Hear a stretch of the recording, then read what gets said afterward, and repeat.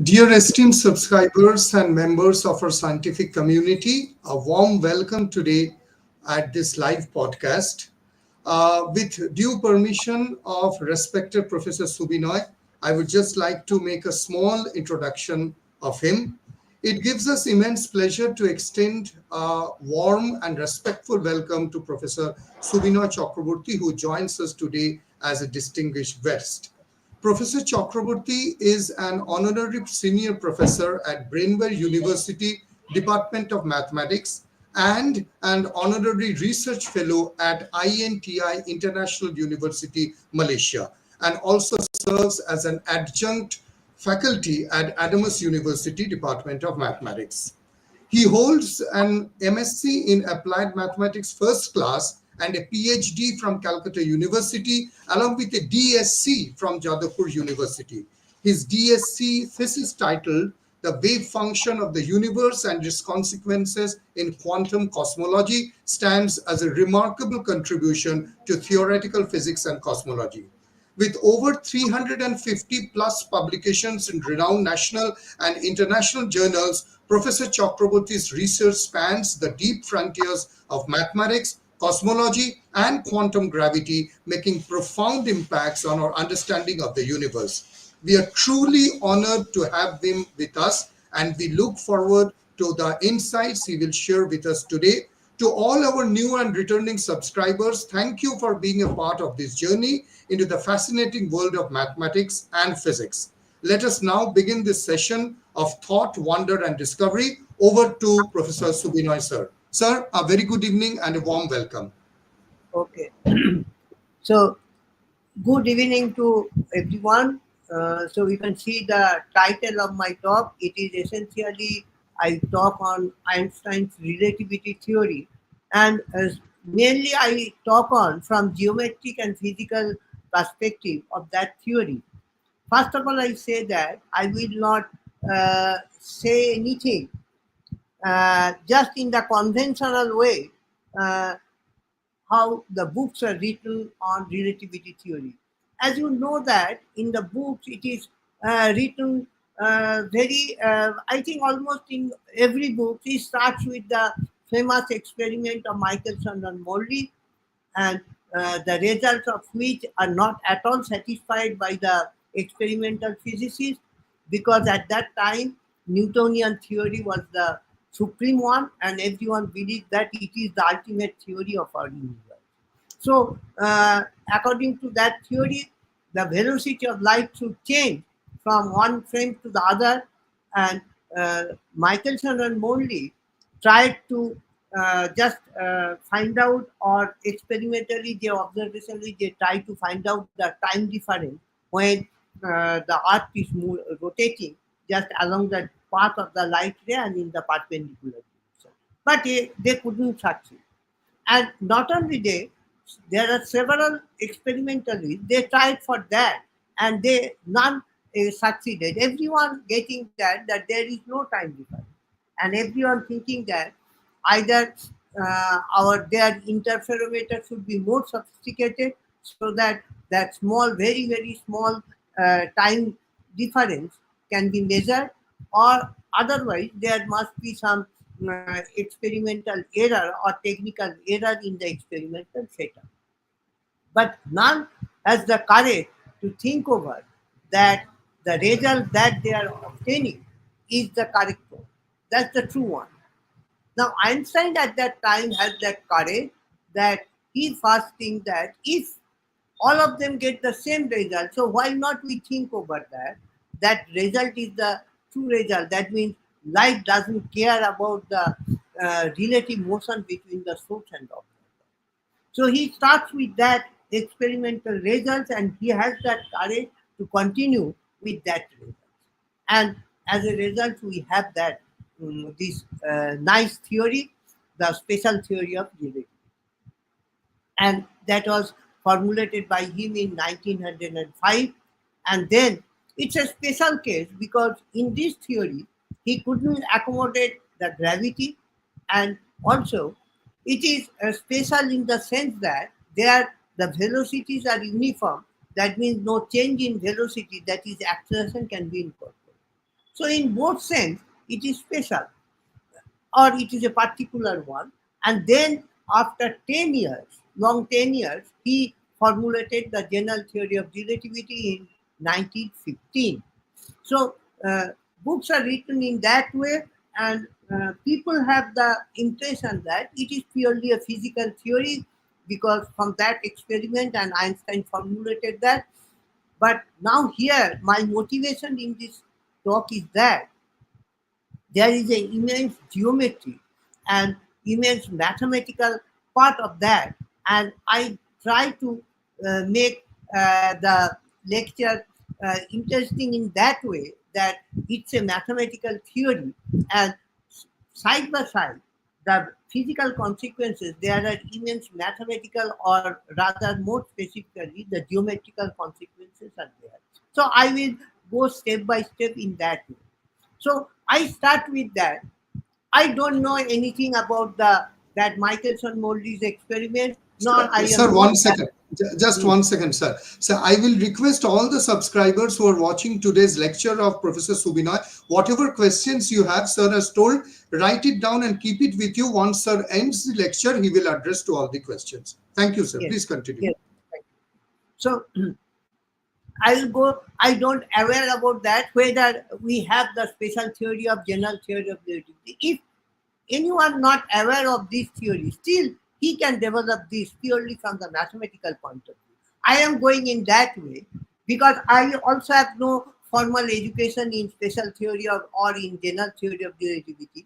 I have learned these topics just uh, what I say. I read a little and I deliver the lecture to the student, and I get lot of questions from them. From those questions, I just what I say, I have the good understanding of that. So I start with that. We know that we have the Euclid geometry because Newtonian theory is the ideal place where Euclidean geometry is the best choice for that. Now, can we slightly deviate that Euclid geometry? That is my motivation, that how we can deviate that geometry. Now, first of all, that we know that there are few postulates of Euclid. So, can you, in some way, tilt or slightly modify one of the postulates of this Euclid? Now, I tried with that. That, in my opinion, the simplest one is that the distance is invariant under any coordinate term. It's one of the postulates of Euclid. So, I start with that. So, according to that postulate, if you can see that that distance is invariant between 2 points, that is the invariant quantity. Now, if I go to the relativity theory, so in the relativity theory, we know that we are not talking about the space only. We have now space and time. Why Einstein considered it as the space time and it is a four-dimensional? Because you know that, as I have mentioned, that velocity, you can see that it is, I can write as dx dt, and it is an invariant quantity. Is because if I consider the velocity of light is an invariant, then I have to consider that. But we know that in Euclid geometry, space is unbounded. If space is unbounded, the numerator is unbounded. And time is absolute in Newtonian theory. If time is absolute, denominator is always constant. So definitely velocity becomes unbounded. And that is the case for the Newtonian theory, because we know in Newtonian theory velocity has no bound. But if I consider those experiments to be true, then velocity must have a bound. How it is possible? So then Einstein think about that. It is only possible if time is not at all an absolute. It is relative from observer to observer. So then not only the numerator but also the denominator now becomes a variable. It is arbitrary. So we can change it, both the numerator and denominator. And we know that if both are unbounded, there is a chance that both ratio of two unbounded quantity may be a finite quantity. And that is the case for the light. So it becomes finite. So then time is changing just like the space coordinate. So time no longer be an absolute quantity, it's just changing. So it behaves as a coordinate. So that's why Einstein considered it as the fourth dimensional space-time. So three spatial coordinate and time, they together considered as the space-time, and they behave as a single identity for four entities which behaves as the time, behaves as the coordinate. So if we now consider the Euclid's postulate in here, so if we go through all the postulates, we don't get anything because we have the same thing. For instead of 3 dimensions, we now have the 4 dimensions. So then what's the harm? There is no problem in that. Now, one thing we have to keep in mind that whenever we are talking about time, though it behaves as the space coordinate is changing with the space coordinate, no problem. But time itself has a problem, or it has a special character. What I can say that space is reversible because we can move forward and backward anywhere, but time is not. Time is irreversible. We cannot go in the backward direction. For example, at this moment, I cannot go at the very moment when I start my lecture. There is no mechanism, there is no technology by which we can go. So time is irreversible. So that character we have to reflect there. So for that, what I think over that, okay, if I consider the space-time geometry, you can see that I written as DL4 square. So this is an invariant quantity according to Euclid. So fine. So, but if we go to another coordinate system, say x dash, y dash, z dash, and t dash, we don't get anything because again I get 4 quadratic form. And one thing is that there I cannot identify which one is the time. So if I cannot identify which one is the time, then how I can assure its irreversible character? Because in some way I can go to the past also. So that is not allowed. So how I can do that? So then I think about that. We can now define, or we can slightly deviate from the Euclid postulate, and I consider that this ds square, that should be an invariant quantity. What is the change between d whole 4 square and ds square? You just see that there is a minus sign. And here I just mentioned that this x0 coordinate, here I have already mentioned, x0 is nothing but lambda into t. Lambda into t means lambda is a constant quantity. It doesn't depend on any frame of reference. It's a constant quantity, but it is not purely a constant. It is dimensionful constant quantity. Lambda has the dimension of velocity. So whenever I am writing x0, which is lambda into t, it has the dimension of length because velocity to time has the dimension of length. So that's why dl4 square is a well-defined quantity, and consequently ds square is also a well-defined quantity because all has the dimension of length. So ds square, now I am claiming that ds square is an invariant quantity. So by doing that, I slightly deviate from the Euclid geometry because in Euclid geometry, all are with the plus sign. Now I have the minus sign. Now I argue in that way. If I do the minus sign, I do a lot of things. I have made a lot of change in this. Now, first of all, what changes I have? Now, first of all, I go algebraically.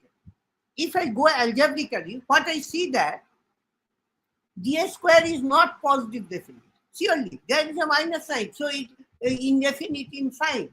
Now, we know that in mathematics, there is a theory of quadratic forms. So it is a quadratic form. Now, in quadratic form, we know that we have the notion of signature. Signature means the number of positive terms and the number of positive terms. Someone write that it is the number of positive terms minus number of negative terms, and someone write in that number of positive terms, negative terms. But the theory says that the signature must be invariant for under any coordinate transformation. So here I now use that theory. So if I use that property, here I have the 4 dimensions. So here signature is 3 term with plus sign and 1 term with minus sign. So I can write the signature as 3, 1. So now I converted it to another coordinate frame. So my signature should be same. If my signature is same, then I should get, because in 4 dimensions, I have no other option with that signature. So I must have 3 terms with positive term and 1 term with the negative term. You can just say in that way if I write the signature as number of positive term minus number of negative term, then the signature is 2. 3 minus 1 is 2.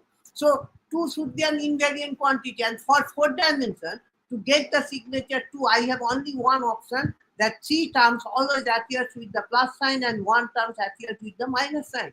So we have no other option with that. So whenever I am making the coordinate transformation, I always get that like that, so that I have always that quadratic form with a minus sign and 3 terms with a plus sign. The beauty of that is that whenever in any coordinate frame I am getting one term with a minus sign, I can identify that variable as the time coordinate. So the irreversible character of the time coordinate I can always maintain. That means I can always identify the time coordinate compared to its space counterpart. So I have always that. So I that make a slight difference from the Euclid's postulate. So what are the consequences? So the consequences is that first I now make a coordinate transformation.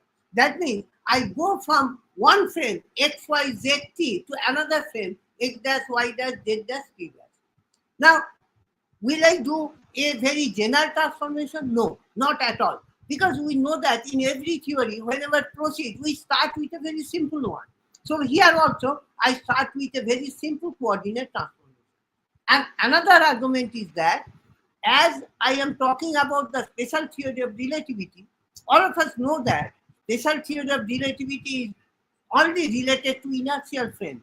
Inertial frames, one frame is related to the other with the linear coordinate transformation. So here also, I start with that. I start with a very linear coordinate transformation. It's the simplest one. So that's why I start with that. If I go for that, then I can see that I have made a rough figure or diagram like that.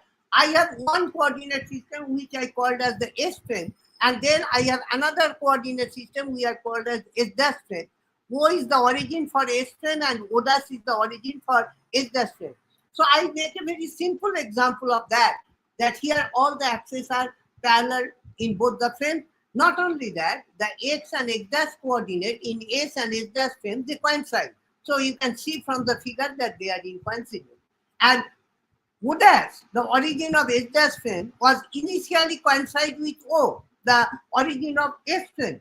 But with the time, that frame is gradually moving across the x-axis with constant velocity v.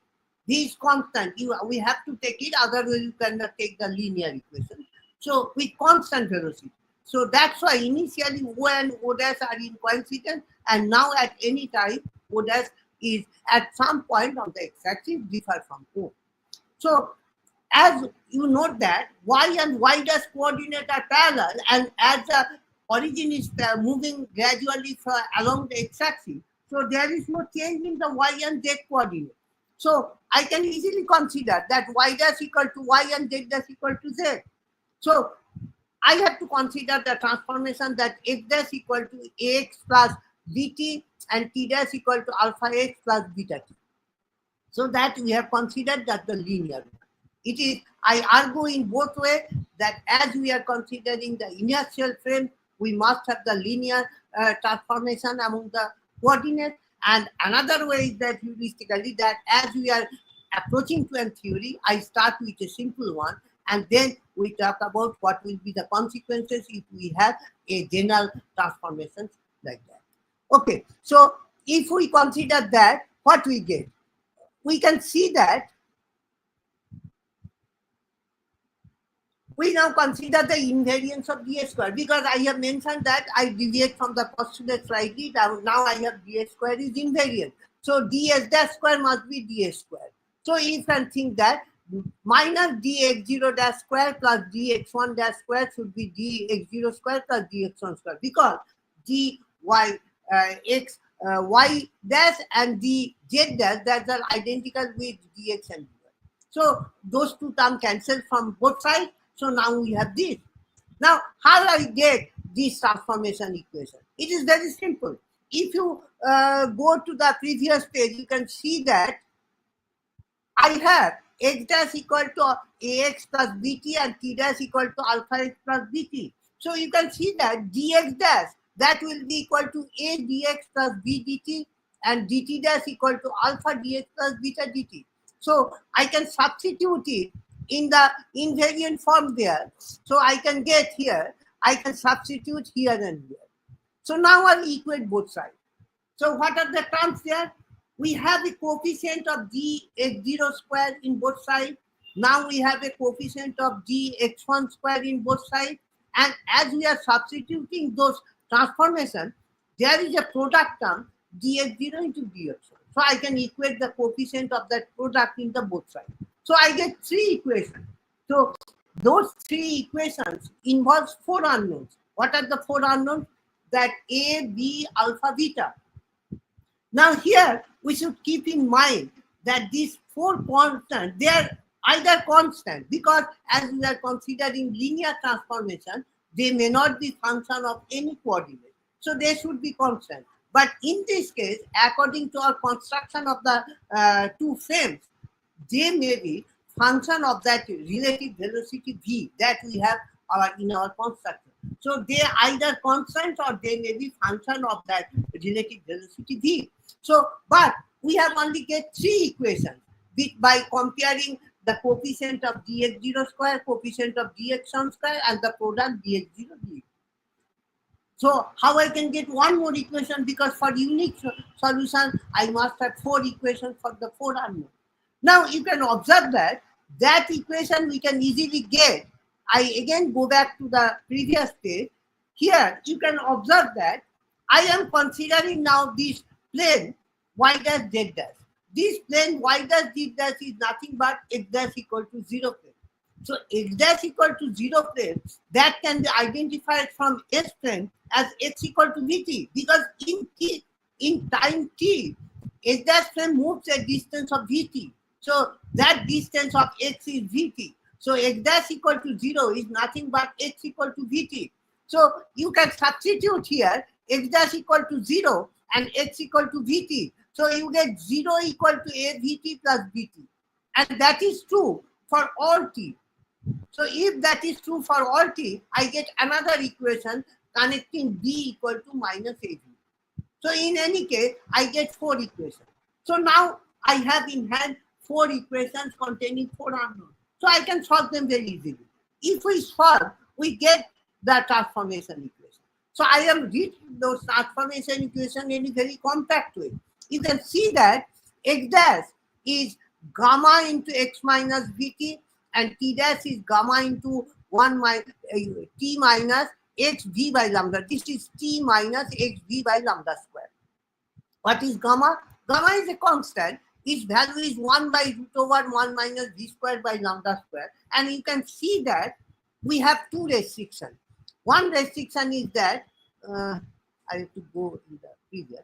One restriction is that v is always less than lambda. Otherwise, it becomes imaginary. And if v is less than lambda, then gamma is always greater than 1. And in relativity theory, this is known as the relativistic factor. And now you can check that the transformation that I have written, it is nothing but the Lorentz transformation. What's the difference with the Lorentz transformation? The difference with the Lorentz transformation is that if I just write c instead of lambda, I have the Lorentz transformation. So here I am nowhere bothered about what is the velocity of light, whatever is this. I just use an arbitrary constant velocity lambda. Why I have used that? Just to make dimensional equivalence between the terms that I have written. So if I replace lambda by c, then I have that Lorentz transformation. So interesting thing is that Lorentz in 1864 have derived that transformation, but he couldn't interpret that. So that was already there. And whenever Einstein thinking over the special theory of relativity, mostly in the philosophical way and in the mathematical way, he had in mind with all these things. Then he suddenly discovered that this type of transformation is already there in the literature. And he just took out and he recognized Lorentz that this transformation is there and this is the Lorentz transformation. So Einstein just took from there and he utilized it in his special theory of relativity. So that's the Lorentz transformation. Now, from here, so it's a transformation between the two frames of reference, which are moving linear equations and everything is fine. But the restriction is here is that we must have the velocity less than lambda. That we always have to keep in mind. Now, here one thing is that from this Lorentz transformation, we can get the inverse Lorentz transformation. That means we can get x, y, z, t, or x1, x0, x1, x2, x3 from x0 dash, x1 dash, x2 dash, x3 dash just by changing v to minus v. Because we can see that s frame is moving relative to s dash frame with a velocity minus v along the same x-axis. So whenever I changing x and x dash, this prime coordinate and unprime coordinate, I have to just change v to minus v. So I get the inverse Lorentz transformation. Another thing interesting to note here that from this Lorentz transformation, you can easily go to the Newtonian theory, the Galilean transformation, if you approach lambda to infinity. You can check that if lambda approaches to infinity, then the relativistic structure approaches to 1 and we go back to the Newtonian theory. And another interesting thing to note that whenever you go to t, you can see that as lambda approaches to infinity, t dash coincide with t. That means t and t dash again becomes the absolute motion. So it's a very nice extension of the Newtonian theory. Because whenever we are formulating another theory, which although there was a previous theory with some defects or anomalies, then that theory should have some correspondence with the previous one. And here also we have the correspondence, very nice correspondence with the Newtonian. Okay, so now I am gradually going to the other side, that now I am defining the velocity. So suppose a particle has the velocity u in s frame, having components given here, and u dash in s dash frame. So then I can define what is u dash. If I define u dash, you can see that u dash is dx dash by dt dash. Okay, so dx dash, you know that this is x dash. So I can write it as dx dash by dt and then dt dash by dt. So I have t dash. So dt dash by dt I can calculate from here, and dx dash by dt I can calculate. So after simplification, I get ux dash equal to like this. Similarly, I get uy dash also will be just in the previous. Uy dash is like that and uz dash is like that. And here you note that as the two frames are moving along the x direction, so there is a nice relation of the velocity of any particle in the y and z direction. What is that relation? You note that if particle has no component of velocity along the y direction, this means that uy is 0. Then it immediately gives that uy dash is also. And same is for the z. But that is not true for the x direction. So these are the velocities of any transformation of velocities of any particle in the two frames. So now I suppose that I have a particle which is also moving along the x direction alone. It has no component of velocity along y and z direction. So I can consider that u dash and this is u, because as it has no other component, so I am not making the suffix x, so it is simply u dash equal to u minus v by 1 plus uv by lambda square. So from here, if I can solve for u, what I get the law of transformation of velocity or law of addition of velocity. I get u equal to u dash plus v by 1 plus u dash v by lambda square. I can make some simple algebraic manipulation and I get this expression. From this expression, I see that if u is less than, u dash is less than lambda and v is less than lambda, then u is always less than. And we have always that the velocity is less than lambda, so u is always less than lambda. So this implies that if we are adding two velocities, still we cannot have any velocity larger than lambda. So lambda behaves something as the upper bound of the velocity. So here now I have the addition like this. So that addition is not our usual addition, because whenever I am considering that addition means I have to do it. So it's a binary composition.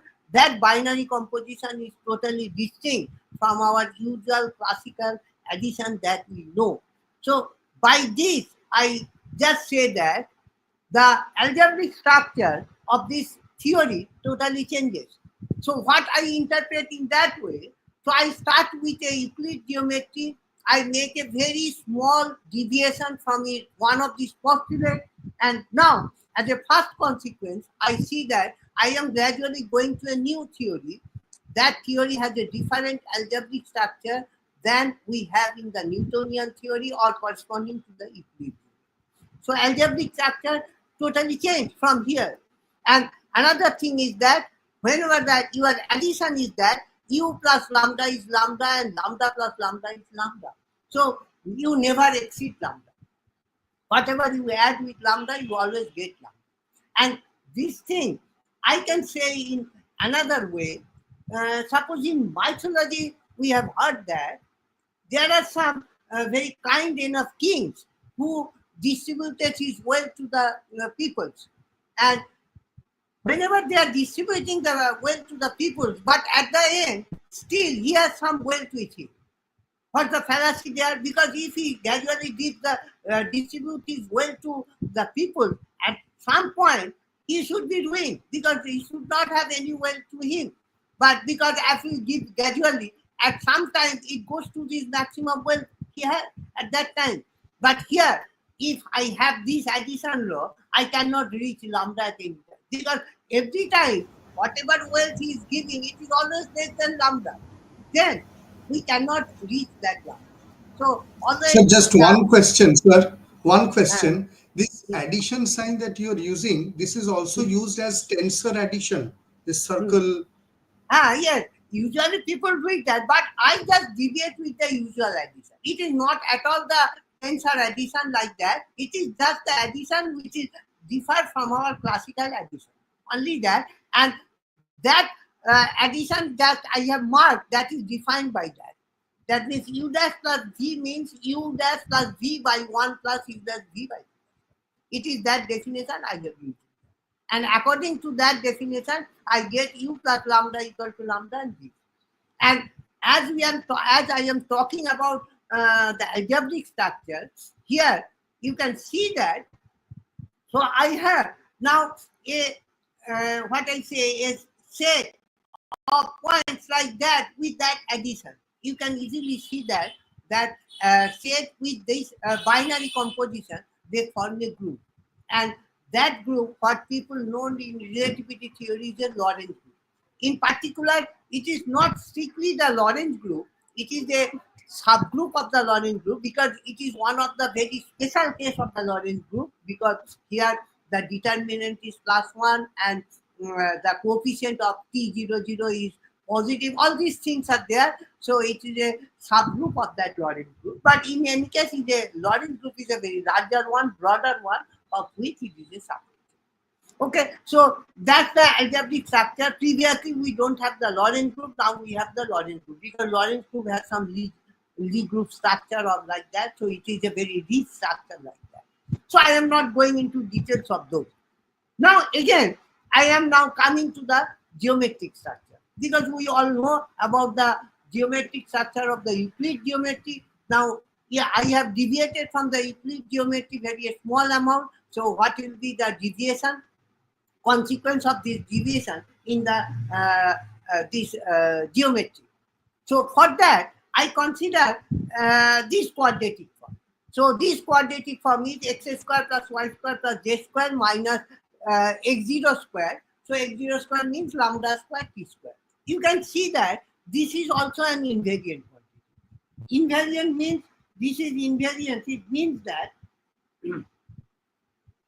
if we go for s dash square means x dash square plus y dash square plus z dash square minus lambda square t dash square. X0 square, x dash 0 square.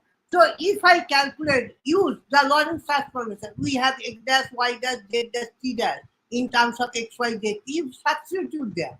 At the end, you get a square. So A square is an invariant quantity. It varies, never change, though we are using different inertial frame. So again, it is a quadratic form. This quadratic form, again, it is indefinite in sign. So a square may be 0, it may be negative, it may be positive. Now what are the consequences? If I consider a square equal to 0, so surely in 4 dimensions it represents a surface. What surface it represents? Now it is very hard to visualize a 4-dimensional surface. So for that, I come back to the 3D. So a similar surface in 3D, what it will be? A similar surface in 3D will be x square plus y square minus z square equal to 0. It is like that because I have now only 3 coordinates. What it represents in 3D, you can visually visualize it because if you choose a constant value of z, if you choose constant value of z, say z equal to z0, it represents x square plus y square equal to z0 square. So it's a circle of radius z0. So now you imagine I have a vertical z-axis. At a point z0, I have a circle of radius z0. Then I increase the value of z0. So I get a larger circle of radius with that value. If I decrease the value of z0, I get a smaller circle of radius smaller than z0. So in that way, if I join all them, I get a cone. So in 3D, it represents a cone. So now I can easily extend it to the 4th dimension. So in 4th dimension, whenever I am considering this equal to 0, if I consider t equal to t0, then it becomes x square plus y square plus z square equal to lambda square t0 square. X0 square means lambda square t0 square. So it's a sphere of radius lambda 0 t0, lambda t0. So if I increase the value of t0, I get a larger radius sphere. And similarly, if I decrease, I get a sphere of smaller radius. So in that way, I get a sphere, but I get a cone. But that cone is 4th dimension. So it is very hard to visualize a 4D figure, and also it is impossible to draw like that. So in any case, a square equal to 0 gives the surface of a cone. And what about a square less than 0? A square less than 0, it means inside the cone, and a square greater than 0 means outside the cone. So it's a cone with time axis as the axis of the cone, and in that way I can classify these 3 regions.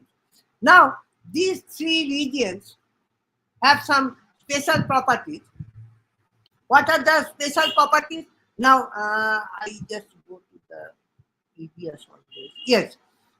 These 3 regions have some special properties. This is the axis, time axis. Now, whenever I am considering a square less than 0, it is inside the cone. Now, a square negative, it means that our velocity will be less than lambda. Because this negative, you can calculate that x square plus y square plus z square by t square is less than lambda square. That means velocity is less than lambda. So, all velocities less than lambda are confined inside the cone, and all velocities greater than lambda are confined outside the cone. And whenever we have the in between the extreme case that v equal to lambda, then we have on the surface of the cone. So in that way, we can classify it physically also. Now, these 3 regions are also named like that. A square less than 0 is inside the cone. This means that a square negative, it means that time is dominating over the space coordinate. That's why it turns out to be negative. So that's why this region is known as the time-like region. And outside the cone, space coordinates are dominating over time. That's why this region is known as the space-like region. And in the surface of the cone, they balance each other. So that's a null cone because a square equal to 0. So that's a null surface. And this is known as the null cone. And in special theory of relativity, people say that this is the light cone, because in special theory of relativity, people use that not lambda square t square, but c square t square. That's why it is the velocity of light is confined within the surface of the cone. That's why they called as the light cone. And this cone, this direction of the time axis is along the future direction. So that's the geometry now. Now this geometry is totally different from the Euclid geometry. in the Euclid geometry, I have a very free access. I can move anywhere unboundedly. There is no restriction. But here, I cannot move. I have to confine inside the. I cannot see, I cannot visualize, I have no experience about the outside. So we are now belong in a very restricted region inside the. Though it is not fully closed, it is semi-closed, but still it is a boundary and not unbounded as the Euclidean. So beauty is that here I started with a very small deviation with the Euclid geometry. What I get a different algebraic structure, I get a different physical theory, I get a different geometric structure. So special theory of relativity, I can say it's a consequence of a small deviation of the Euclid geometry, and as a consequence, not only we are getting a theory which is different from the Newtonian theory, but also we are getting a different algebraic structure as well as a different geometric structure. So in that way, we can visualize that. Now I go further with a little bit of differential geometry. Now, as I am taking that space-time interval d square, this is lambda dt square plus like this. Now, here I can say that I have a 4 vector. This is the line element. Now I have the 4 vector because I am now in the 4th dimensional space-time. So I have a 4 vector x mu, which is x0, x1, x2, x3. So this is a 4 vector. Now I can calculate the norm of this vector. So mu is a 4 vector. I defining the norm. The norm is defined as that minus a0 square plus a1 square plus a2 square plus a3 square. So you can see that the norm is not positive definite. So it is another unconventional result from our classical algebra, because in algebra we know that norm of a vector is always a positive quantity, but it is not a positive definite quantity. Again, I can classify the vector in the way, if norm square is positive, then we say that this is a space-like vector. If norm square is negative, then we say that time-like vector. And if it is 0, then we call it null vector. Now here I say that this null vector we never accustomed in Newtonian theory or in the classical algebra. We don't have any concept of null vector, because what concept we have there is the 0 vector, a vector having all the components 0. So obviously its magnitude is 0, that we identified as the 0 vector. But here you just notice that here norm is 0. This quantity is 0 because the sum of these 3 quantities and minus of these, that result is 0. So norm is 0. But it is so happen that all these 4 quantities, that A0, A1, A2, A3, they are all non-zero. But the sum is adjusted in that way that norm is 0. So those vectors are known as null vector. And here I just mentioned that this null vector has some very peculiar property. I just mentioned one property, that null vector can simultaneously be tangent and normal to a surface or to a curve. It is a very, very peculiar property that it can simultaneously be tangent as well as the normal. And it has other properties also. And normally the null vector is tangent and normal to a null surface. So null surface has very immense rich geometrical properties, and it is very much related to the Einstein general theory of relativity. I am just giving this flavor to the students because they may continue research in those areas. There are immense research on those areas, and Einstein's relativity theory can be very vividly, you can visualize whenever you can talk about on the null surface. Okay, so now I am going to the other part. Okay, so I have defined the norm of a vector. So now I am defining the inner product of 2 vectors. I am defining the inner product of 2 vectors in that way.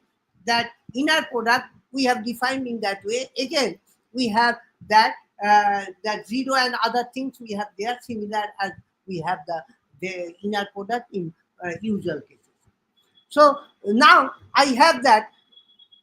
I am coming to another issue here, And that is also very interesting. That thing is that in 20th century, 4 physical theories have been discovered or formulated. I can say that 4 physical theories have been formulated, which are remarkable. The 4 physical theories are quantum mechanics, special theory of relativity, Einstein general theory of relativity, and quantum field theory. So these are the 4 theories developed in the 20th century. And people said that among these 4 beautiful theories, only special theory of relativity has no flaw. It has no demerit. But other 3 theories had some, some peculiarities or some demerits there. What are those? That quantum theory has measurement problem, general theory of relativity has singularity problem, and quantum field theory has divergence integral problem, that ultraviolet divergence and infrared divergence. There are some divergence integral appear, which still now is not convergent. So these are the problems there, and people say that only special theory of relativity is the problem. So I now, here I shall now show that I will contradict in that way. Because as far as my knowledge goes, I say that I can find out some flaws in the special theory of relativity. So I am going to that. So I am just taking that. So what I am considering here, you know that this is an invariant quantity. So from there, I divide by both sides by lambda square, and with simple algebra, I can write it as 1 minus u square by lambda square into dt square. How I can write it? I can write it because I divide by dt square, so that it is dx1 by dt, which is x component of the velocity, it is y component, z component. So I can have the velocity. So in that way, now you see that left hand side is an invariant quantity because ds is invariant, lambda is also invariant. It's an invariant quantity. And right hand side has the dimension of time. So now I can define d tau in that way. It's an invariant quantity because it is defining from the left hand side. So tau, it's an invariant quantity and it has the dimension of time. It is known in the special theory of relativity as the proper time. So now my first question is that I have an absolute notion of time because proper time is there, and proper time is same for all observers. So in special theory of relativity, we are stressing that time is not an absolute quantity, it varies from one observer to the other. That's true. So time has no absolute motion, but still we are obtaining an absolute motion of time. So then, in analogy to Newtonian theory, can I not say that in special theory of relativity also we have a special or absolute notion of time? That is the absolute time. So there is self-contradiction in special theory of relativity. We are saying that time is not absolute, but still we have an absolute notion. It is inbuilt there in the theory. So that is my first observation. And second one is that as we have now the absolute notion of time, I am defining a fourth velocity. So which I call relativistic fourth velocity. This is dx mu d tau. So dx mu d tau means the first component will be dx0 d tau. x0 is tau t. So this is lambda t. So this is lambda into dt tau, that is gamma. You can see that dt d tau is gamma 1 by this. So this is gamma into tau and this is gamma into u vector. So now I am getting a fourth velocity, gamma into lambda u vector. So lambda into gamma, it is the time component of the fourth velocity, and gamma into u vector is the space component of the fourth velocity. So if I now see that these two components, so what about the time component? Time component of the velocity is gamma into lambda. Gamma is greater than 1. So that velocity is greater than lambda. So I am getting a velocity along the time component which is larger than lambda.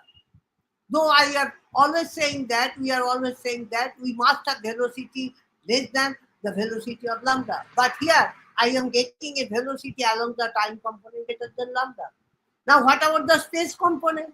The space component, you can see that this is gamma into u vector. So mode of norm of u vector, you can see that may be greater than lambda, if my velocity, the 3 velocity is greater than lambda by 2.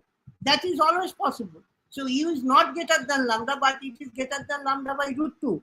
And still, we have the velocity, 4 velocity greater than lambda. So it's a contradiction. We are assuming that we have the velocity less than lambda, but here we are getting the time component of the velocity as well as the space component of the velocity. They are greater than lambda. So I say these two as the anomalies in the special theory of relativity also. So these are my objections. I may be incorrect. I may have the wrong interpretation, or maybe I don't know what would be the actual interpretation of that. That's why I place it to the young people. That young generation, they may have very good ideas in this, and so they may have the answer. But still, I have these two questions in mind. And now, here one thing I just say that regarding the special theory of relativity, if you calculate the norm of this 4 velocity, this is always a time-like vector, and this is constant equal to minus lambda. That's constant. That's fine. Okay. Now here I just mention one thing. The way Einstein and others formulated the special theory of relativity, there you can see that we have the limitation of the velocity of light.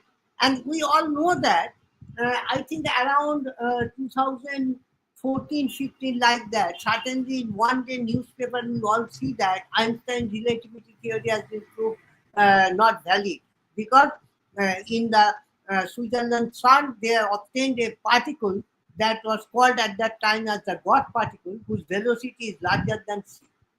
But within 2-3 days, they say that there is a mistake in their calculation. So they ultimately say that no, that particle has velocity less than c. So relativity theory has survived.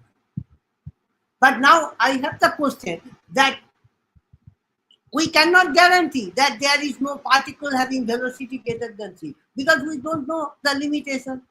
At one day we may have the technology can develop in such a way that at one day we may get a particle whose velocity is greater than the velocity of light. It is true. So on that day, what will be the situation of STR, special theory of relativity? So then again, it will be such in the newspaper that special theory of relativity is no longer there. My claim is that it is not. Special theory of relativity always will be there, because there the limitation is with the velocity of c. Here we have the limitation only with lambda. So we have the velocity lambda. So at one day, if some people get that, okay, I have a particle with velocity lambda c, with velocity twice c. So I choose lambda, which is larger than twice c. So then special theory of relativity will survive. So there will be no problem like that. Okay. So in that way, I say that this geometric way of approach gives us a more general way compared to the original approach of special theory of relativity, because they are restricted with only the velocity of light. But here we have no restriction. We have arbitrary velocity. Okay. So now I go to the other part. Now I have another interpretation of Einstein's special theory of relativity. It is what I say, it is something in a philosophical way and something from Newtonian theory.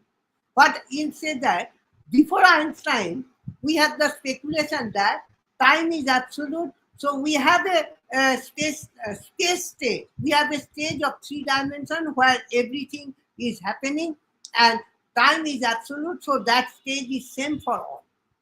But whenever Einstein considered this relativity theory, then we have the space and time as a whole.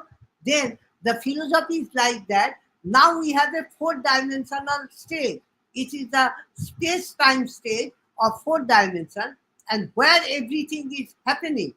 And philosophically, we can say that not only everything is happening in the 4-dimensional state, but that state is a variable quantity. It varies from one observer to the other.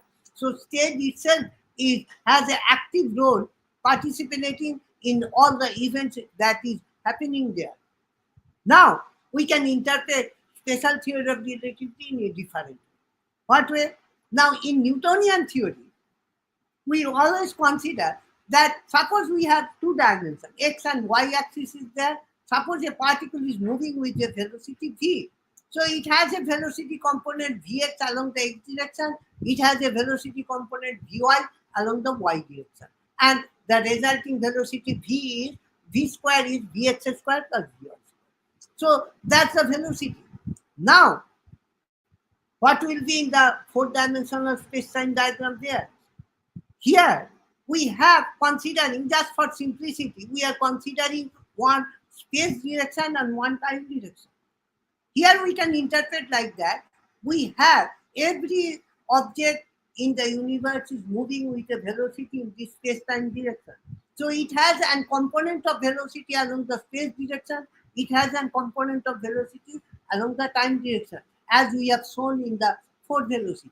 So it has some component of velocity along space and it has some component of velocity along the time direction. And resulting velocity is in the space-time direction in some way. So in that way, we can interpret that purely from the Newtonian mechanism. Now, what are the two extreme cases? One extreme case is that suppose a particle has no velocity along the time component. So all velocity is along the space direction. What is that situation? That situation is the situation for the light particle. Light particles always move along the space direction. It has no component along the time axis. So time is fixed for light, and sometimes philosophically we can say that as time is fixed for light, we can say that time is ever young. So its time is not changing. And what is the other extreme case? Other extreme case that suppose it has no component of velocity along the space direction. The whole component of the space is along the time direction. This means that it is fixed in space, but it is moving along the time direction with the velocity, whatever you can say, either c or lambda along that direction. In between these two cases, every time it has some velocity along the space direction, it has some velocity along the time direction, and the resulting velocity is along any arbitrary direction in the space-time direction, and the resulting velocity is constant. And that constant is, as you wish, you can interpret it as c or you can interpret it as lambda. That means interesting thing is that not only light, every object in the universe are moving with same velocity, c or lambda, whatever we can say, and only thing is that their direction is different. We are moving in different directions, but all have the same velocity lambda. And whenever we are talking about the velocity of a particle, in reality, we are only talking about the velocity along the space direction. And that's why we are getting that velocity which is vector. So in that way, the whole picture of special theory of relativity can be interpreted in terms of this Newtonian mechanism, but with a little bit of philosophical ideas. Okay. Now I gradually come to this I have already mentioned, so I just skip over that. So now I come to the general theory of relativity.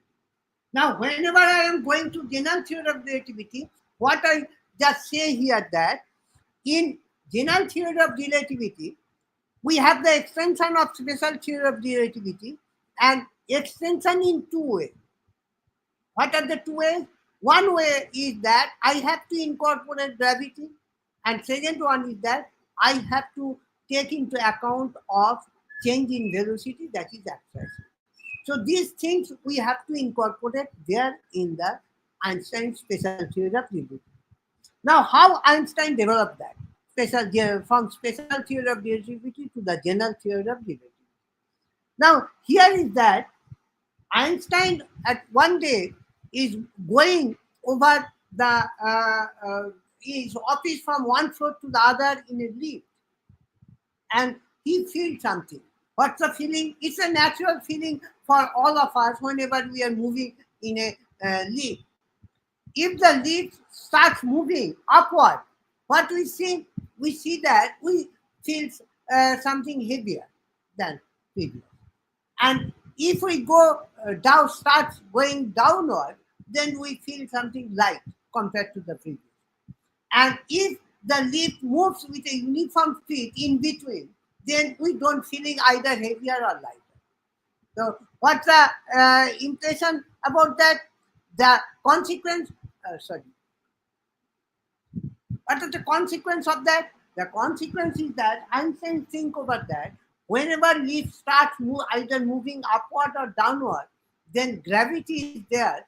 That's why we either feel heavier or we feel lighter. So gravity is there. And what is on the other part? Whenever lift starts moving upward or downward, there is some accelerated motion. So Einstein very interesting. And when lift is going at a constant speed, that means there is no acceleration, then we don't feel either heavier or lighter. That means there is no gravity there. So it's an amazing, that similarity that Einstein struck in mind, that whenever we have gravity, we have the accelerated motion. Or whenever we have the accelerated motion, we have the gravity. And whenever there is no acceleration, we have no gravity. So Einstein thinks about that. These two things are very alike, that accelerated motion and inclusion of gravity. So they are very alike. And Einstein thinks about that. If I can incorporate any one, I incorporate the other one. So we don't bother have both two at a time. If we can bother only one of them, we are automatically considering the other one. So in that way, he considered that, and he formulated nicely the equivalence principle. In that way, equivalence means it is the equivalence between the gravity and the accelerated frame. The interesting thing is that equivalence principle is already there in Newtonian theory, but we are not aware of that. Or we can say that we have not that such vision, we can see that, what Einstein have done. Because we know that in Newton's second laws of motion, what we have, mass into acceleration equal to force. Here that mass is the inertial mass. So inertial mass into acceleration equal to force. I can write the force for gravity. So if I write the force for gravity, then I can write the gravitating mass into acceleration due to gravity. So now I can equate. What I can equate? It's a vector equation. I just equate the two scalar quantity. So mi equal to mg and f equal to g. So Einstein called it as the equivalence principle. Mi equal to mg, he called it as the weak equivalence principle, and f equal to g, he called as the strong equivalence principle. And today we know that mi equal to fg has been experimentally verified up to 19 places after decimal. So we can say that they are equal. So if they are equal, then these two are equivalent. So that is called as the Einstein termed as the equivalence principle. So in that way, he nicely accommodated both of them together, just considering hypothetically the motion in the lift. So that's the beautiful hypothetical way he introduced gravity into the theory. Now, what are other consequences? Einstein then considered another hypothetical experiment, and that experiment is that suppose, hypothetically he considered that suppose we have a rocket, and within that rocket there is a lift, and on one of the walls of the lift there is a point light source. Whenever the lift is not, rocket is not moving, it is at rest, then if I move the light, then light directly strikes at the straight line path on the opposite wall. If it moves uniformly, you can observe that it still hit the other wall in a straight line opposite point. But interesting thing comes when the rocket moves in the accelerated way. You can observe that the light never struck directly straight line opposite point of that wall. It hit a little bit in a lower point. Then Einstein think over what's the reason for that. Einstein's reason is that whenever lift is moving in an accelerated way, gravity comes into the picture. And due to gravity, the space-time within that region gradually becomes distorted. So it is no longer the Euclidean geometry. So it is a distorted curved geometry. And that's why light tails behind from the straight line part. So how you can interpret that? He interprets that in that way that whenever gravity is acting, the space-time becomes curved geometry. And the idea that we have in mind from the very beginning, from the Newton's first law, that whenever there is no force, we always move on a straight line, and light always moves on a straight line. That idea is a very special one, because straight line is the geodesic part for Euclid geometry. So whenever a particle is at rest or moving with a constant velocity, uniform speed, then we have in the Euclid geometry, so the geodesic path is the straight line. And light moves along the straight line is the geodesic path in that geometry. So that's why we commonly know that light is moving along the straight line. But reality is that light moves along a geodesic. So whenever we have the accelerated frame, then we always have a curved geometry. So light moves along a curve which is the geodesic in that geometry. So that's why light never hits the directly opposite point to that source. That I have written here. So that's a beautiful hypothetical experiment where we have there. So now we have a geometry which is a curved geometry. So what are the consequences? If I have the accelerated motion, that's equivalent that I have a gravity, that equivalent that I have a notion of curved geometry. So you can see that beautifully. Whenever I am changing the physical theory, I am changing the geometric structure. So geometry, a change of the geometric structure has a major role of formulating a new physical theory. I don't know as yet that this change in the geometry may be a consequence of some other notion in Euclid geometry. But I don't know. But simplest way that we are getting, that I am talking about here. Okay. Now, so what are the consequences of this? So I have now geometric curved geometry. So what are the possible curved geometry we may have? Now we can have two possible ways of curved geometry. One possible geometry is that, here I just mentioned that in this general theory of relativity, the geometry that we have, there are two basic properties of the Euclid geometry changes. What are the two basic properties? The first property is that we know that sum of the three angles in a triangle is 180 degrees. Here sum of the three angles is not 180 degrees. Either it is greater than 180 or it is less than 180. If it is less than 180, that geometry is termed as hyperbolic geometry. If it is greater than 180, then it is termed as the elliptic geometry. Another thing changes from the Euclid geometry is that in Euclid geometry we know that the distance between two parallel lines always remains invariant. But here, the distance between two parallel lines either gradually decreases or gradually increases. In hyperbolic geometry, it gradually decreases, and in Euclid geometry, in elliptic geometry, it gradually increases. So these two are the basic property in Euclid geometry. Those changes in that. Okay.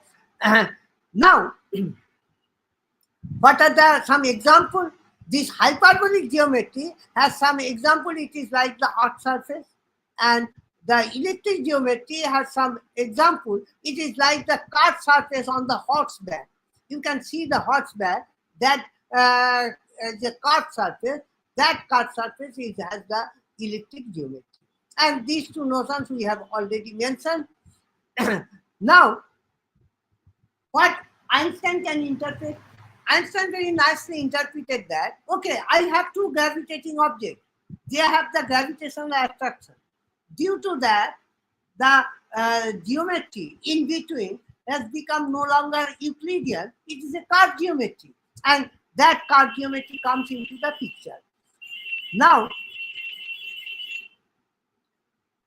he interpreted the solar system.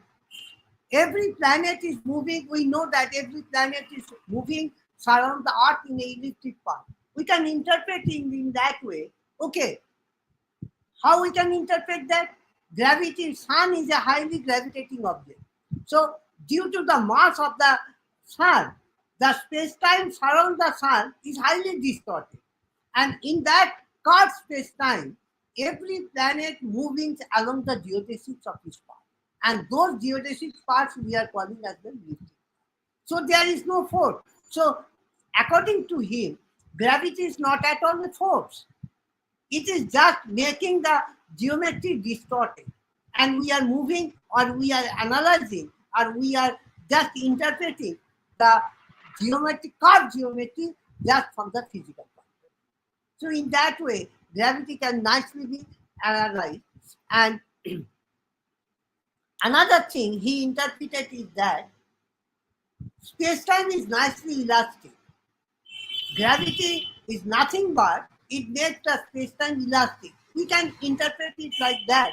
Suppose we have say a sheet of cloth. The four corners of the cloth are tightly kept by the four people. Suppose then it is a flat geometry. It is flat. Suppose we give a small chalk. Still it is flat because it is not much weight. If we give a small marble there, the some part is become slightly curved. So it is just like elastic. If we get more mass, then it will be highly curved.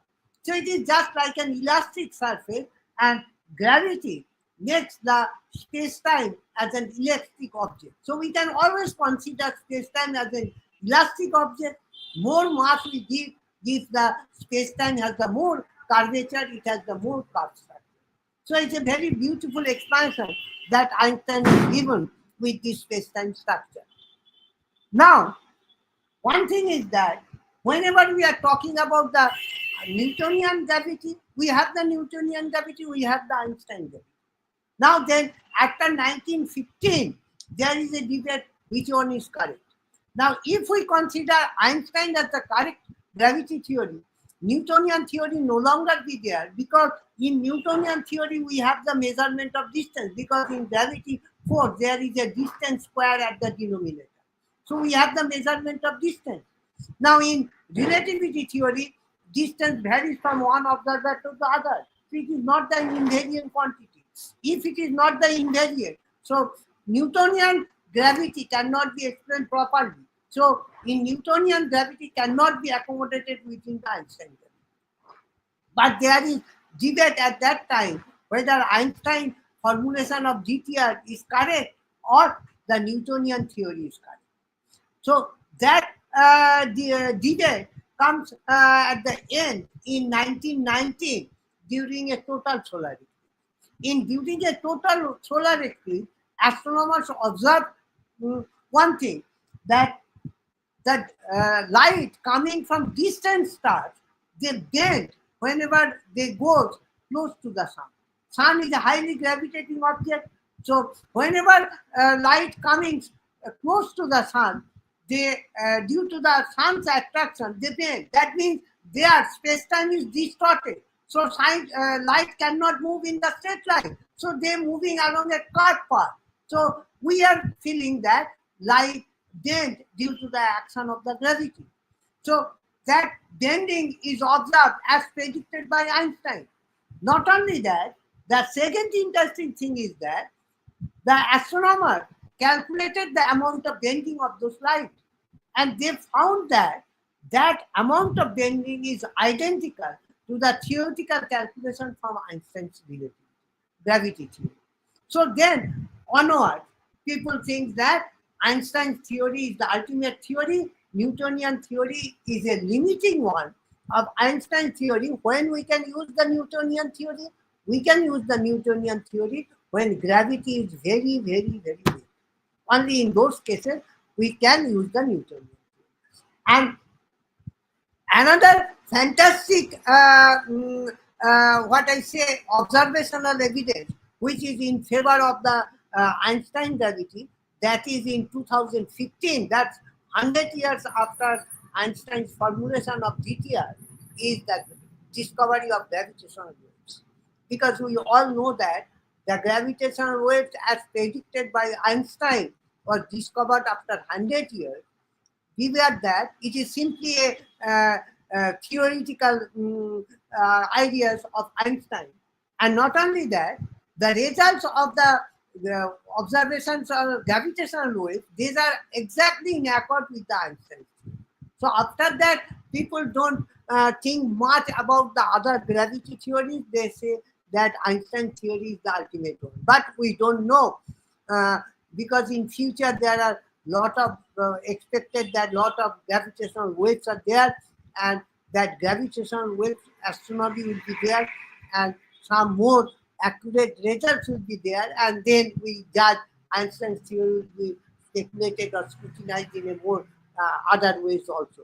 Okay, I will go on. Another thing is that I can say just a few words about black hole in the context of space-time distortion. Now, if we have a heavy, massive object, then space-time may be distorted in such a manner that even light cannot coming out of that. If light cannot coming out of that, we cannot visualize that object. And that is the object of black hole we have. That is there already there in the Einstein's theory already, because it is the theoretical prediction of Einstein, and now it is what I can say, it is observational verified. Though we cannot observe them, but indirectly we have the evidence that black holes are there. And if some object goes very close to that, due to the strong gravitational pull, would go inside the black hole, and we cannot visualize them anymore. Now, I have already more time I have taken, but I just finished with a few words that after Einstein's formulation of this general theory of relativity, people have in mind that our universe is a highly massive object. Can this Einstein gravity theory can be applied to our universe? The answer is yes. And then my second question is that if we have applied it to the universe, what are the results we have obtained according to Einstein's gravity theory? The first question that we can have addressed with the Einstein's gravity theory is that what will be the geometry of the whole space-time? The geometry, according to Einstein's theory, the geometry may be either elliptic or hyperplane. And it depends on some critical density. That critical density, if the density is greater than the critical density or less than the critical density, then if it is greater than the critical density, then it will be hyperbolic geometry. If the density is less than that critical density, then it will be elliptic geometry. The critical density is 2 into 10 to the power minus 29 gram per centimeter cube. It is like that. Another thing is that Einstein's theory predicts that if we apply to the whole universe, either universe should be expanded or it contracts. And subsequently, Hubble observed that our universe is expanding. So it is in accord to the Einstein's theory that universe is expanding. And how Hubble observed that? He observed the distant galaxy for several years, and he concluded that our universe is expanding. Now, second question that arises, can this expansion be explained by the Einstein's gravity theory? Yes, that expansion can be explained by the Einstein's gravity theory. And not only that, what is the history of this expansion in past and what it will be in the future. Regarding the future, we can say that if that critical density we have mentioned, if the density of matter, the density of matter means the visible mass as well as the invisible mass, the which some people call as the dark matter or dark energy, like that. Though, if that energy density is greater than the critical density, then at some instant the expansion halts and the universe gradually contracts, and the geometry should be hyperbolic. And if the density is less than the critical density, then the universe is ever expanding and the geometry will be elliptic in nature. And lastly, if the extreme case, the density is exactly the critical density, then expansion will go very slowly. It never halts, but this expansion goes very gradually, very slowly. It will never halt at any instant, and the geometry will be almost Euclidean. This year. But now there are observational evidence where we have the expansion in an accelerated manner, though we don't have the proper expansion because we don't have any idea about the dark energy. It is totally a hypothetical one. So I am not going into details of those, but these are the consequences of the Einstein's gravity theory.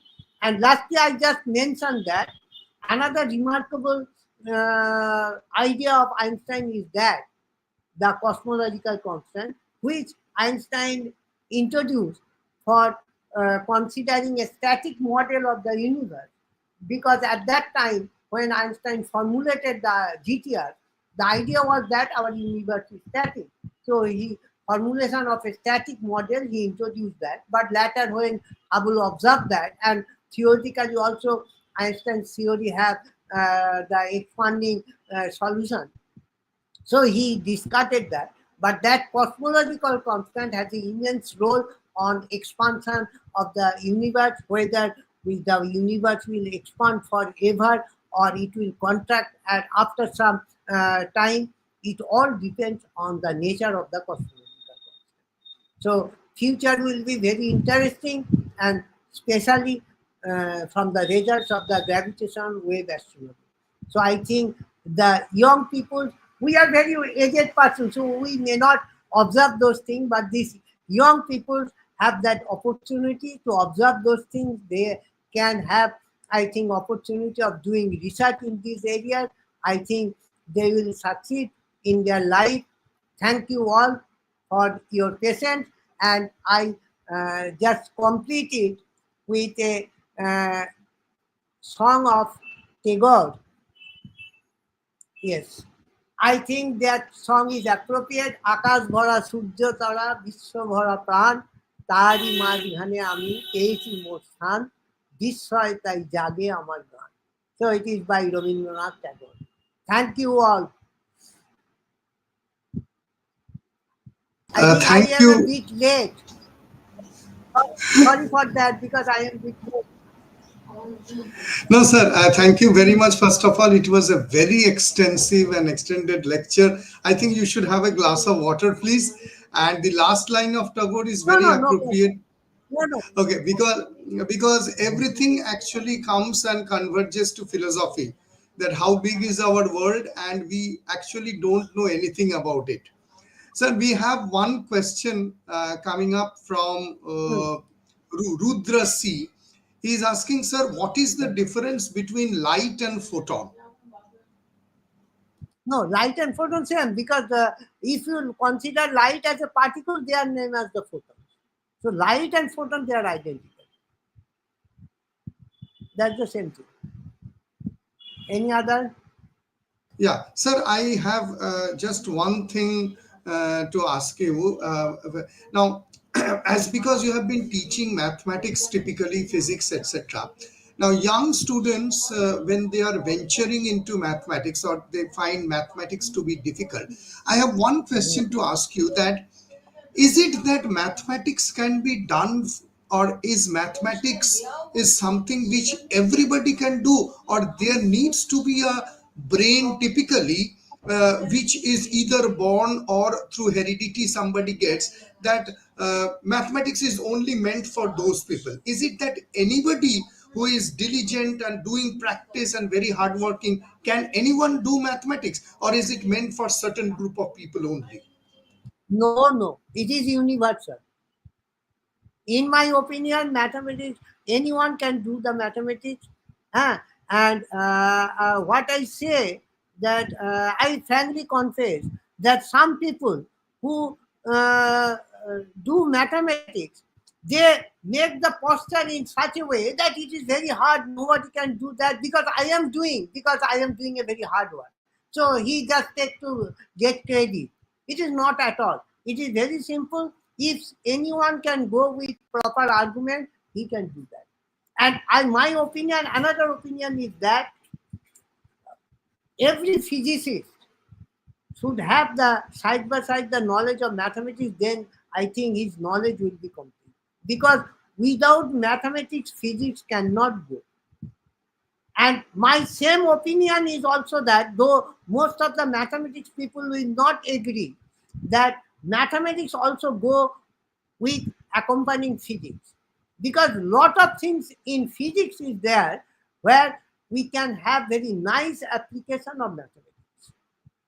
And here, as you have mentioned, I one thing must confess that mathematics people mostly fight that with that notion that some people say that we are the pure mathematician and some people say we are the applied mathematician, and there is a fight between them, and mostly pure mathematicians say we actually do the mathematics, we actually know the mathematics. These things are not mathematics, they are rubbish. But unfortunately, I see many pure mathematicians who even don't know how to solve the differential equation. So it is very unfortunate to me. So in my opinion, every branch of mathematics is mathematics, and there is no classification or there is no group which are known as the pure or applied. Mathematics is mathematics. Everyone has the right to do the mathematics. Some people are making the environment like that. It is a very hard one. You don't try to enter here. So it is just like their own property. They are making that. It is not at all that. It is very beautiful. Everyone can do that with proper reasoning. And especially I think that physicists should have side by side have the knowledge of mathematics. So that's my opinion. Thank you very much. Thank you. This is very motivating. Jessica Sao from USA is telling that, thank you, Professor, for this wonderful lecture. She is from USA, but originally located in China. Uday Shankar Rat is telling, thank you, sir, for delivering such an interesting lecture. Lucky Khandekar is telling, thank you, sir. One of my very close friend, he stays in Ottawa, Canada, is also telling, thank you, sir. Sujoy Kumar Biswas is telling, thank you, sir, for the nice lecture. Jibitesh Datta is also telling, great lecture, sir. Shunanda Datta, great talk, sir. And Arnob Roy also telling, wonderful topic. These are not needed. If there is any question, then only. Yeah, I will come to that, sir. Sir, next question which I would like to ask you is that now those students who are, say, for example, I will tell you, a few days back, one of my subscriber actually gave me a WhatsApp call, WhatsApp message. He's coming from a very poor family. Okay, he's coming from a very poor family. His father is a laborer, but he has got a good interest in physics, and he wants to study in IIT JAM and to go into MSc, PhD and studying physics. Now the question is that, as you understand, sir, his father is not financially strong. He is also looking for a job, but also he is interested for mathematics. Now this type of scenario, as you understand, in India is very common. So I would request you, sir, because of your huge amount of experience in Javdavpur University and throughout your career, if a student is not financially strong, but internally he or she feels that I can do well in mathematics and physics, what would he or she do? What would be your suggestion? No, my suggestion is that he should pursue his MSc. It is my suggestion. But one thing I just say that this is the scenario in our society.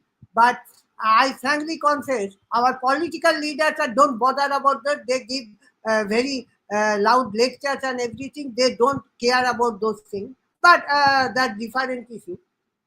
But I think that in IIT the cost is too much.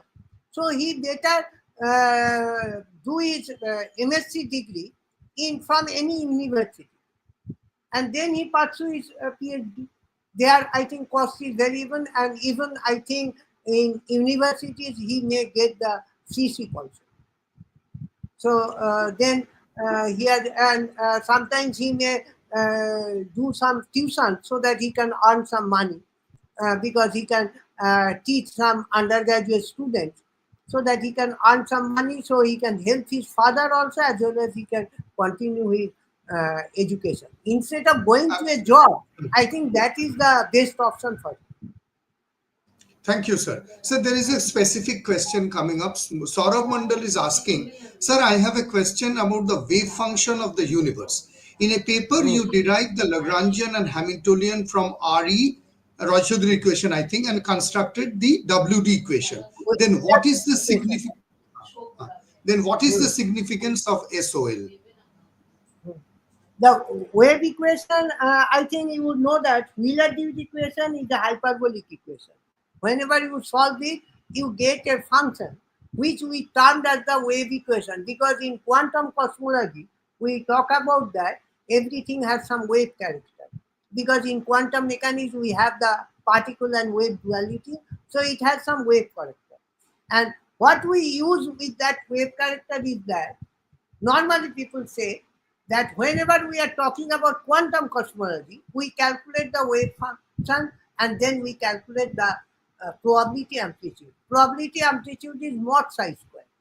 So if you calculate mod psi square, then you get the probability amplitude. And you can see that if mod psi square, examine whether mod psi square tends to 0 or a finite non-zero quantity as the scale factor, or rather the volume approaches to 0. What's the use of that?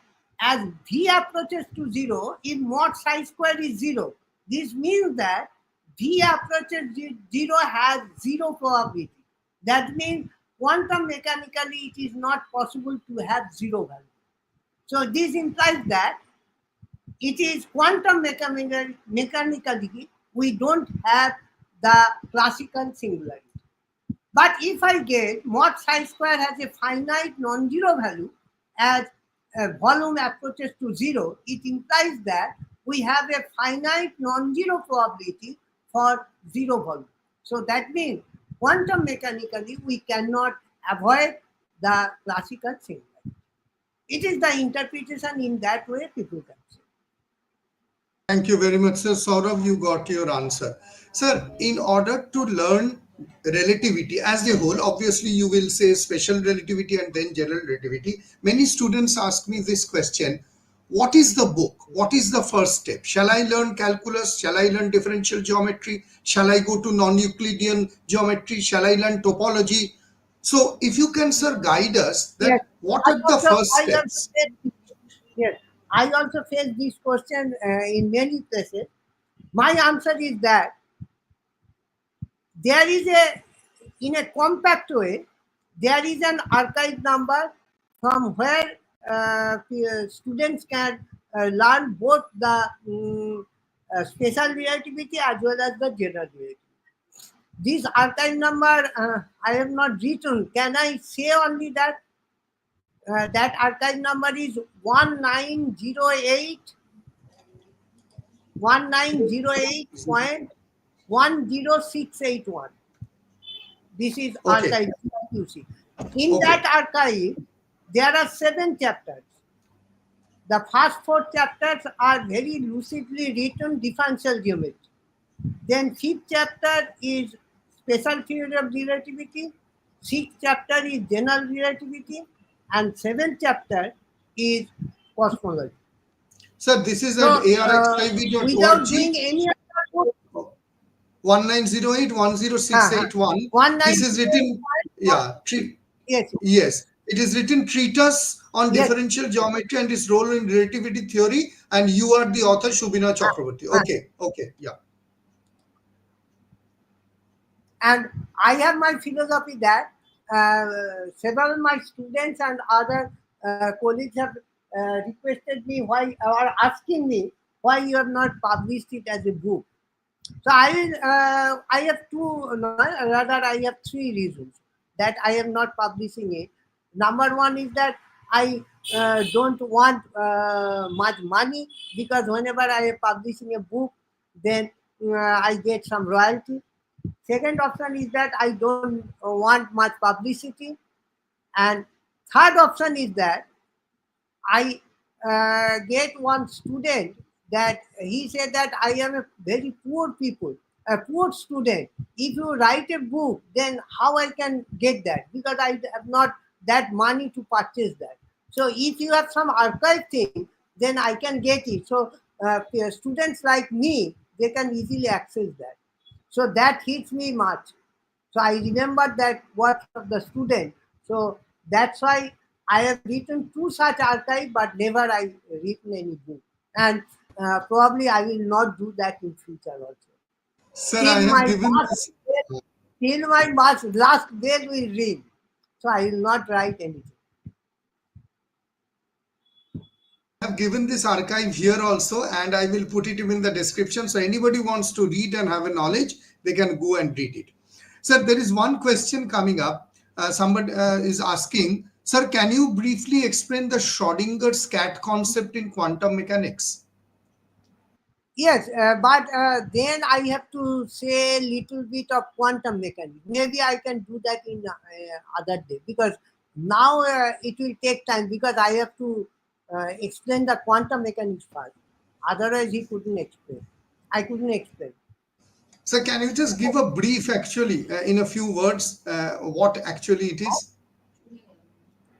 Which one? Oh, cat. Schrodinger's cat, huh? A little bit in simple words. I think it is very much related with the wave particle duality. And there is that in quantum mechanics that the probability that no one can go with one point twice. It is something, these concepts are there. But before that, we have to understand very clearly the wave particle duality. And then the two formalism, the Schrodinger formalism, like that. Without those things, I think this could not be. So that's Sir, why I. so, huh. I got your point. No, thank you, sir. So Saramondal, with reference to your paper, is asking, what does the wave function represent the probability? The probability of existing universe. Yes, yes. It's a model of the quantum model of the existing. And as Okay. people say that at the very early stage, the universe was in a, as a like a quantum. So then quantum mechanics or quantum gravity will be much appropriate. So if it is appropriate, then that's why people do quantum cosmology for the early universe. And whenever we are counting quantum cosmology, then natural question arises that the quantum cosmology can give the answer of Big Bang singularity, the classical singularity. So that's why people consider the norm square, which is defined as the probability. And that probability measure, whether it is zero or non-zero, that gives us that. So that's Thank you, why sir. that's the basic motivation for the problem. Sir, few last question. First of all, is that tensor calculus. Is it a very difficult subject to learn? How will one learn, and what recommend book you would recommend to start learning tensor calculus? Not at all difficult. It is a very simple one. Just you have to idea of the notations or the indices, and I think that archive you can give. You can go through the first two chapters. It will be very easily written there, and details of the calculations are given there. I have given the details of the calculation only for the to help the students. Okay. Sir, my And last question. So my question to you last is that uh, what what does it mean for a world line to be a straight in curved space-time? I mean to say, in Minkowski space-time, we see world line to be straight. And this concept, how does it relate to the concept of geodesic? Euclid, Minkowski geometry is some sort of Euclidean, some sort of Euclidean. So their straight line paths is as usual in the Euclidean. But whenever you are becoming, because nuclear Minkowski geometry is not at all a curved geometry, it is a pseudo Euclidean geometry. So whenever you are coming to gravity only, then the curvature comes. So there, the geodesic appears not as a straight line but as a path. So in Minkowskian geometry, the geodesic are straight lines. Okay. Sir, any last minute advice you would like to give to the students? I mean to say, what would be the scope of research? Shall one go into pure mathematics or applied mathematics? Anything which we would Scope like to of hear research. from you. Again, I am not discriminating mathematics. Again, you are saying applied mathematics. I think mathematics is mathematics. No applied or no pure. These discriminations are, I think, it is man-made. It is not made by the scientists. Some people have discriminated this of their own, what I say, own use or of their own usefulness or something like that. I don't know. But lot of application or research scope is there. But what I say, then I have to say the truth. In reality, in India, the scope is very little at present scenario, because no government is looking for the research in basic science. They are always neglecting this. So project and postdoctoral fellowship, everything has gradually declined. So how we can motivate the students for doing research in basic science in India? But scenario is different in outside India, especially in Europe and America. There is lot of scope. But in India, though some people are trying hard for basic science, I know some people in IUCA or in other places, they are trying much for GTR, cosmology, astrophysics in those areas. So try to make them is popularized. But scenario is not so good in India. I frankly say that. I don't criticize anything, but I have to say frankly what is the reality. So I don't know whether government may be angered, so I don't care for this. I don't Yes, care. sir. But So that is I say that fundamental research in physics or mathematics is difficult in India. yes, because government has no giving any notice to that, or rather they are neglecting. They are always saying technology. They are always saying the application to social life, those things. Surely it has less application, but these are the basic things that government should have to, what I say, they have to understand these things. But I think, I hope for that at one day they will realize it. That's my hope. But Sir, in India, Sir, Einstein Hilbert action is a action formulation of the Einstein field equation. So yes, is yes, it we can say that it is much more fundamental, because Einstein field equation is something local because of the partial differential equation nature, and Einstein Hilbert action is something which is very natural because of the least action principle. If you can yes. tell few words on this, I will be very happy, sir. Yes, because Einstein initially formulated that theory heuristically, just from the logical argument and his philosophical idea. But then he realized that every physical theory must be derived from an action principle, because then formally it should be a physical theory. So that's why he tried for that, and simultaneously Hilbert also tried. And at that time, no online communication or like that.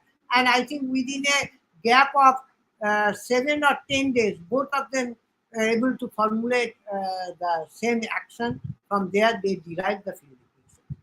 So then it is formally a physical theory, because before that it is just an heuristic derivation. It is an some sort of heuristic theory or like that, ideas like that, because the formal theory only came after that derivation from the action.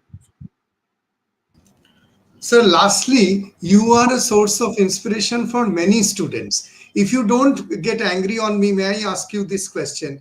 From your early school days when you were a child, who was your inspiration? I mean to say, what actually inspired you to get in mathematics and physics? No, actually, in my school days, I am not at all a good student in mathematics, because uh, on whenever I am in class 2, 3, I do not understand even addition or multiplication.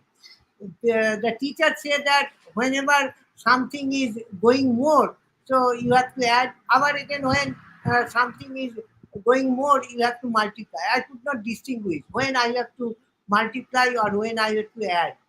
So, in my early days, I am not at all good in mathematics. But gradually, and there I get a lot of punishment from the teachers also. But I am no, what I say, I love my teachers because they have done for better for my betterment of my. But what I can say that, but gradually I realize those things of my own. Gradually I think, okay, if this is happened, I do lot of problems and I am thinking over that. In that way, I gradually just experience. And whenever algebra comes, I become much confident.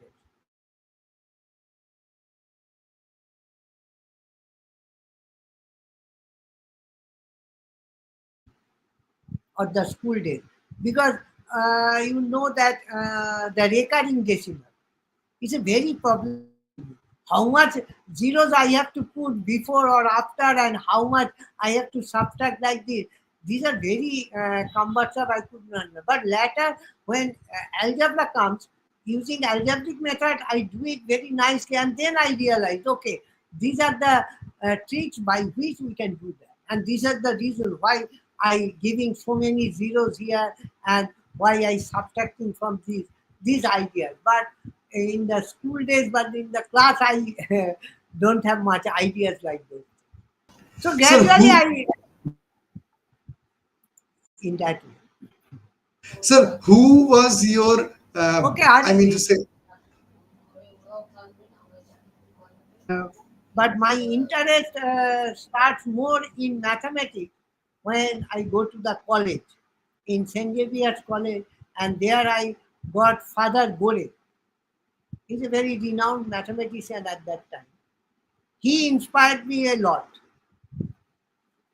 because uh, I don't know why, from the very first day, he loved me very much compared to the others.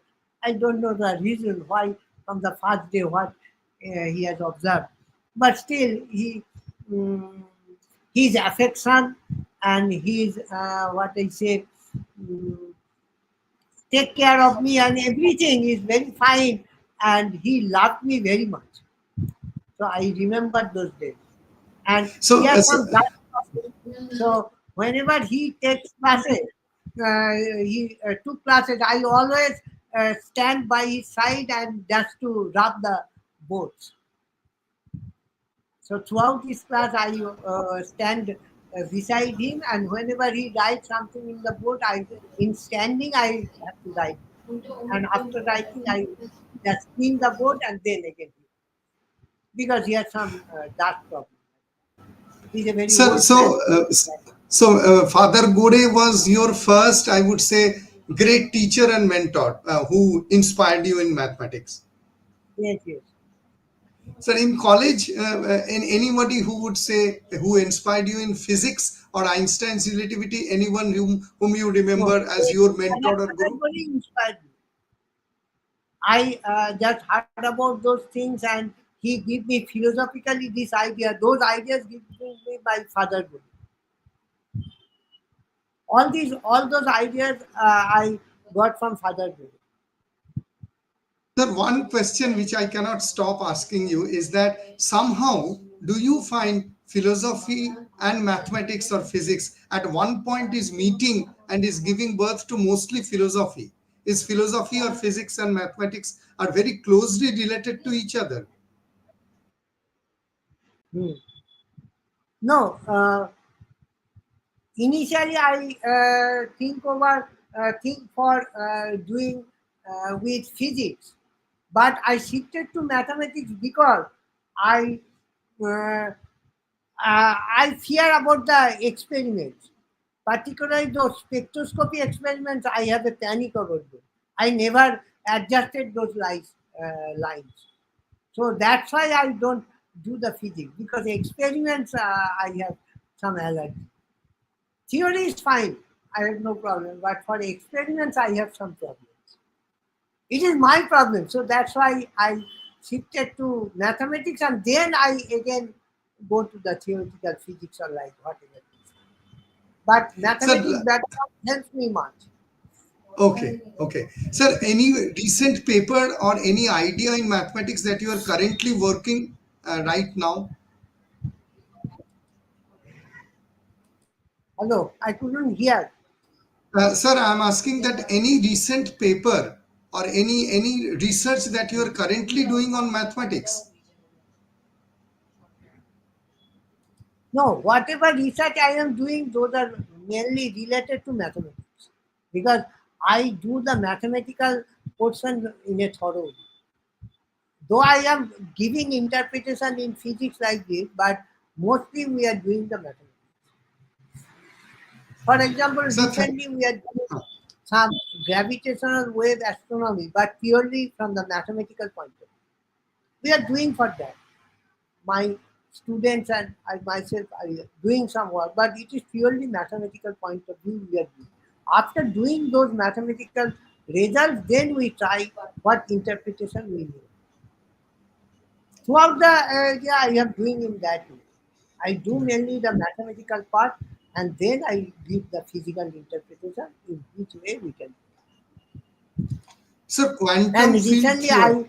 I and my students just learning the Lorentzian geometry, how the singularity theorems can be interpreted in Lorentzian geometry and with some topological structure, how we can interpret them, and what are extra properties we may get out of those Lorentzian values. These we are trying for. Okay, okay. Sir, quantum field theory is also very mathematical. So, in order to learn quantum field theory, uh, Yes, what quantum type field of theory is very. mathematics? Yes, what type of mathematics is required to learn quantum field theory? Mm, I don't know much about this, but I know that some very tedious integration and some function analysis, these things are needed there. Function analysis is very much needed there, and some improper integrals appear. Those are very hard to find out because those improper integrals you have to tackle. And in the space normally they are considering those have to consider some function spaces. So function analysis is very much appropriate. Sir, last question to you is that often I see students and people who ask me question is that proof-based mathematics system. Say, for example, differential geometry, real analysis, whatever they are doing, the basic concept of how to do a proof-based mathematics is something which is required. How do you write a proper proof for any kind of a thing? Sir, what would you suggest that how can a person or a student get a mindset or a mentality to learn a proof-based mathematical system? I think proof-based mathematics is the real one because if there is no proof, then there may be some fallacy also. But one thing is that the proof is should be logical and rigorous. Something if you assume, then this should be problem. Because I always asked a question to many of the students, but I couldn't get the answer. Even to the teachers also. Suppose I have the simple differential equation dy dx equal to 6y. How to solve? In the books, there is no explanation. How to solve it? How to solve it?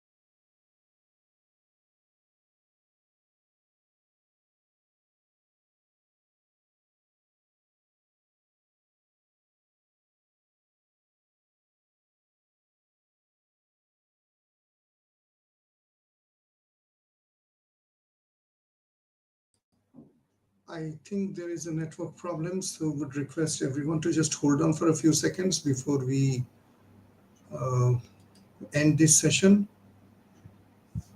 Okay.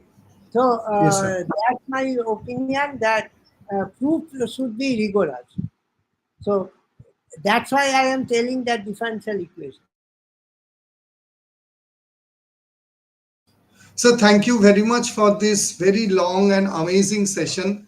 I really have no words to thank you. With folded hands, thank you very much, sir. It is very well appreciated, and thanks a lot for this wonderful Okay. session. So please stay Okay. safe Thank you all and for your patience. absolutely, and Okay. please stay safe and healthy because people like you actually has inspired generations, and we look forward to learn more and more from you, sir. Thank you very much. Okay. Good night to all. Namaskar. Good night, sir. Thank you. Thank you. Namaskar, Good sir. night. Good night.